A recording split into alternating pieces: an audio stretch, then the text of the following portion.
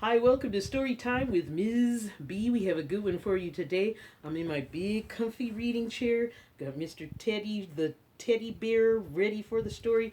Today we have something from Dr. Seuss, The Bippolo Seed and Other Lost Stories by Dr. Seuss. I just happened to run across this in the library with my library card. And let me tell you what a man by the name of Charles Cohen, he's the famous Dr. Seuss scholar, and he's telling us about these lost stories. Listen, from 1948 through 1959, Ted Giesel, Dr. Seuss's real name, published a series of short works that appeared in magazines, most of which were tossed out when the next month's issue arrived. Over time, these stories were largely forgotten. But after tracing references to them, I, Mr. Cohen, traveled to libraries to research their collections of these old magazines. So he did a lot of research, and from that, these stories highlighted who Dr. Seuss really was. So if we have time, we're going to read two of these stories, but the first one we're going to read is called The Bippolo Seed. The Bippolo Seed. Okay, you ready? So I'm going to read it and then show you the picture. Not a lot of pictures, but I'll show you. Ready? Here we go. The Bippolo Seed by Dr. Seuss. One bright sunny day, a young duck named McCluck had a wonderful, wonderful piece of good luck. He was walking along when he spied on the ground a marvelous thing that is quite seldom found. 'Twas a small silver box, and it looked mighty old, and on top of the box it was written in gold. Who finds this rare box will be lucky indeed, for inside this box is a Bippolo seed. Plant it and wish, and then count up to 3. Whatever you wish for, whatever it be, will sprout and grow out of a Bippolo tree.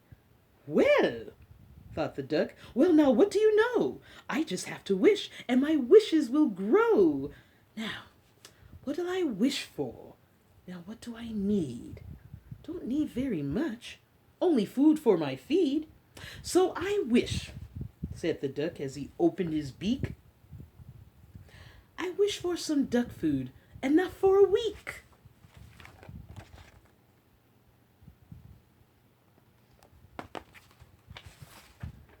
Then he dug a quick hole, but before he could drop the seed in the ground, a loud voice shouted, "Stop!" The duck looked around, and he saw a big cat.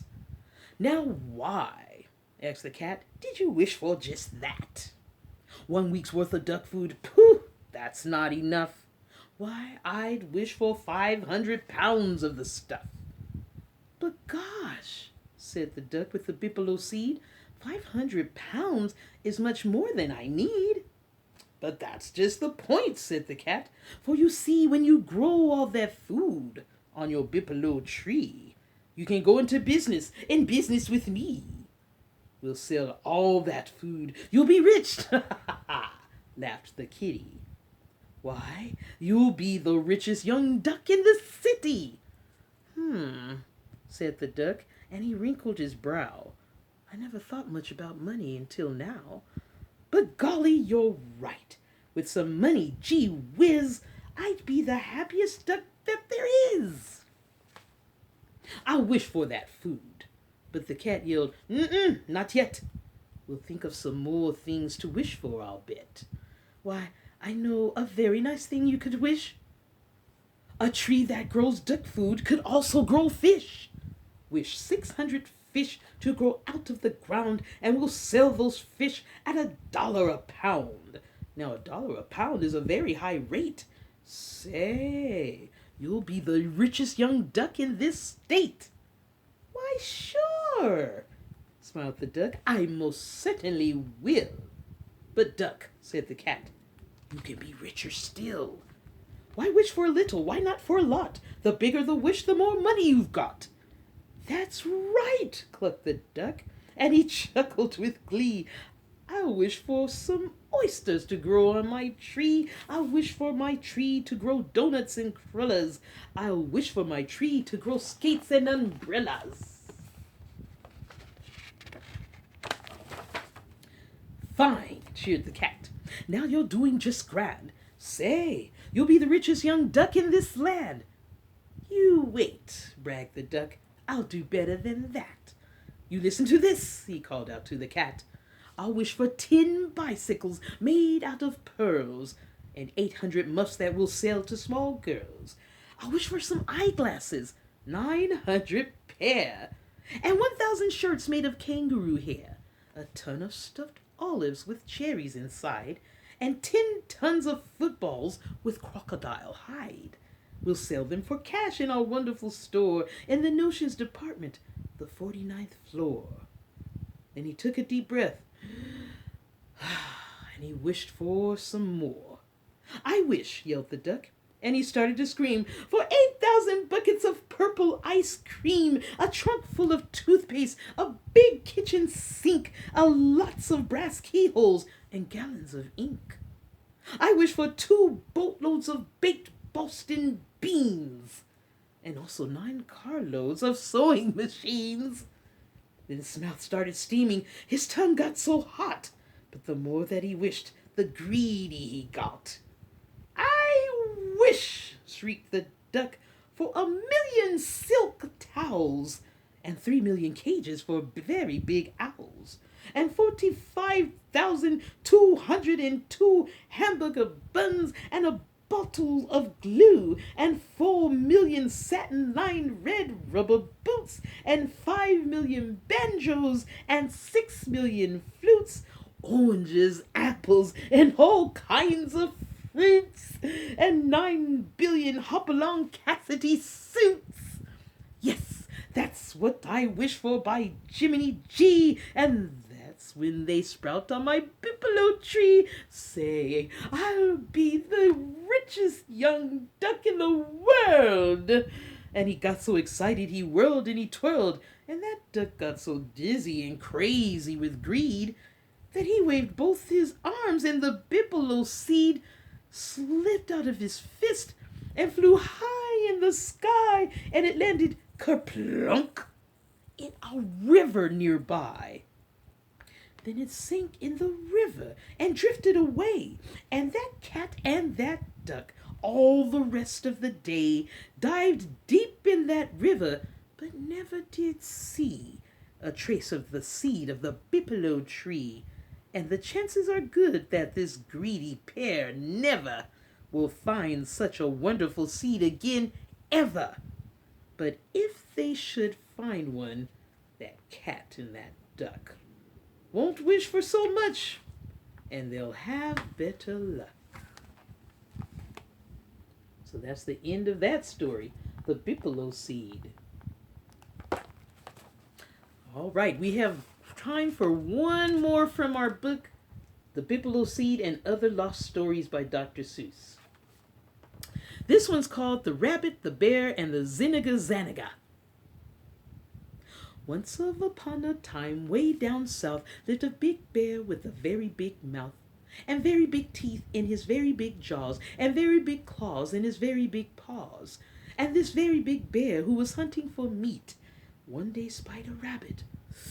He looked good to eat. Aha! Thought the bear. He looks tender, all right. Oh boy, I'll have rabbit for supper tonight. So on his big feet, he crept up to the rabbit. He crouched very low and leaned forward to grab it. But just as his jaws were about ready to nab it, the rabbit looked up and he saw the bear's face. Uh-oh, gulped the rabbit. I'm in a bad place. I cannot escape. And I see with a glance that is no use to fight, 'cause I haven't a chance. For I am a small rabbit with very small jaws and very small claws in my very small paws. Alas, thought the rabbit, this moment's my last, unless I think terribly, terribly fast. I've got to be smart, got to think of some trick, and that little old rabbit, he thought mighty quick. Then, just as the teeth of the bear touched his head, the rabbit jumped up and he suddenly said, 1, 2, 3, 4, 5, 6, 7, 8, 9. 9? Only 9? That's a very bad sign. Poor bear, sighed the rabbit, then counted again. And this time he counted from 1 up to 10. Huh? The bear grunted. He stared, and he stopped.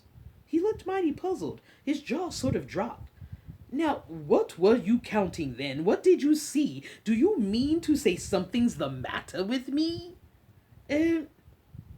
Well, said the rabbit from down where he stood, I sure hate to tell you, it isn't too good. I was counting the eyelashes round your 2 eyes, your left eye, your right eye, and to my surprise, they weren't the same number. Almost, but not quite.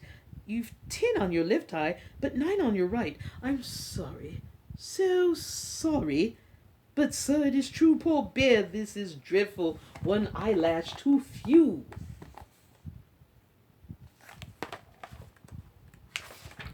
The bear looked upset. He looked frightfully sad. Good gracious, he gasped. Is that really so bad? Well, said the rabbit, I've counted the hairs that grow on the eyelids of hundreds of bears, and I always have noticed in adding up theirs that they always come out to an even amount. But yours, Mr. Bear, make an uneven count, and I guess that's the reason, the rabbit then said, for the lopsided way that you're holding your head. It's twisted, it's sagging. Because of the weight of your uneven eyelashes, you can't hold it straight. My head? Groaned the bear with an unhappy roar. Why, I never knew it was crooked before. But now that you say so, it does feel quite funny. I bet that hurts you a lot, said the bunny. I'll bet that it hurts you right down to your tail. My, Mr. Bear, you look horribly pale. Say, how does your throat feel? A little bit prickly? It does, moaned the bear, and my stomach feels tickly. Poor me, cried the bear. I feel all over sickly, said the rabbit. Just as I reckoned. Your ailment is getting much worse by the second. Your tongue, Mr. Bear, does it taste a bit fuzzy? Your brain, Mr. Bear, does it feel a bit wuzzy? Why, yes, gasped the bear, it most certainly does. Is that a bad sign, all that fuzz and that wuzz? It is, said the rabbit. Alas and alack, it is a sign that your trouble has spread to your back. For even right now, while I'm standing here speaking, I hear a loud sound from your backbone. It's creaking. Oh, the lack of an eyelash can make you a wreck. The lack of an eyelash can break a bear's neck. It can break all your ribs. It can ruin your heart. Who knows what might happen? You may fall apart. Be careful, poor bear. Don't you even dare cough, or your feet and your tail and your nose may fall off. And he gave that big bear such a sorrowful look that the bear started trembling. He shook and he shook. Ah, me, the bear blubbered. Oh, what can I do? Must I die just because of 1 eyelash too few?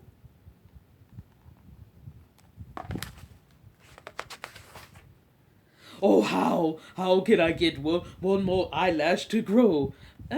Well, smiled the rabbit, it happens. I know of a way you might do it. You're standing, you see, right under a zanaga tree. Now, the flowers of this tree have some wonderful juices that the doctors have put to some marvelous uses. Their juice, I am told, is so strong that it cures sicknesses even much greater than yours. The juice of these flowers cures measles and mumps. The juice of these flowers cures freckles and bumps. Whooping cough, croup, also colic and sprains, chicken pox, smallpox, and bellyache pains. There's nothing, they say, that this juice cannot do. So I think, Mr. Bear, it's the right juice for you. What you ought to do, least it seems so to me, is climb up this zanaga tree and pick yourself one of those wonderful flowers.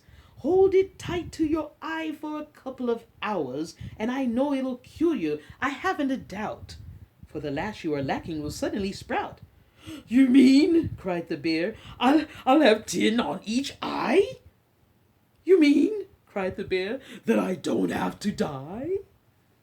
Oh, thanks, cried the bear. You are wonderfully good. And he climbed up that tree just as fast as he could. And while that big bear held the flower to his face, the rabbit, like lightning, phew, raced off from that place. And thus he escaped from the very big jaws of that very big bear with the very big claws. And he laughed as he ran on his very small paws. It's always the same when you fight with big guys. A bit of quick thinking counts much more than size. And that was from the Bippolo Seed and Other Lost Stories by Dr. Seuss, originally published in magazines in 1950 and 1951. Isn't that awesome? I hope you enjoyed it as much as I did. Now, there's other stories in this book, but we only had time for 2 today. So maybe you should go to the library and look it up. You got to have a library card. I hope you enjoyed it. I'm sure you did. Thank you for joining me today. We'll catch you next time on Story Time with Ms. B. Until next time, reading is an adventure every time. Keep reading.